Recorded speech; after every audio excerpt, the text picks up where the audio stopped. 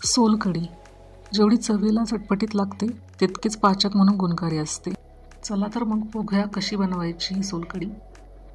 त्यासाठी मी एक ओला नारळ, कोथिंबीर, आलं, लसूण, हिरवी मिरची, मीठ आणि सगळ्यात मेन इन्ग्रेडियंट कोकमचा आगळ घेतलेला आहे। सगळ्यात आधी खोबऱ्याचे बारीक काप करून घ्यायचेत आणि ते मिक्सरला आपल्याला फिरवून घ्यायचं आहे।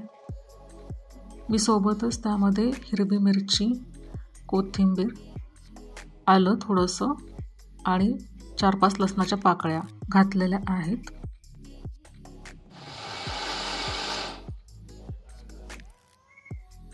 आता थोडंसं पाणी घालत आपल्याला याची बारीक पेस्ट बनवून घ्यायची आहे।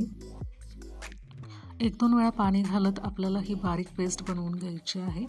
त्यानंतर मी आता एक मलमलचा कपडा घेतला आहे पातळ आणि त्यावर ही पेस्ट ओतून थोडंसं पाणी घालून आपल्याला त्याचं दूध काढून घ्यायचं आहे।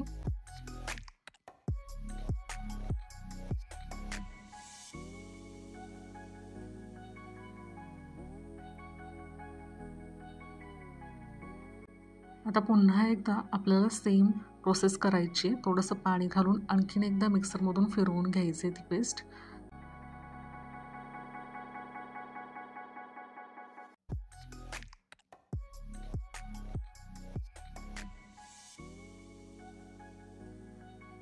आता हे नारळाचं दूध तयार आहे।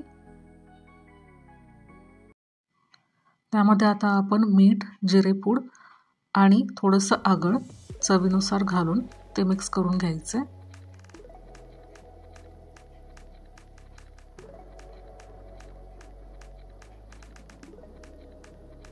थोडासा बर्फ आणि शेवटी कोथिंबीर घालून ही आपली सोलकढी तयार आहे। तर तुम्हीही नक्की करून बघा ही सोलकढी कशी वाटली मला सांगा। चॅनेलला सबस्क्राईब नक्की करा आणि व्हिडिओला लाईक करायला विसरू नका। थँक्यू।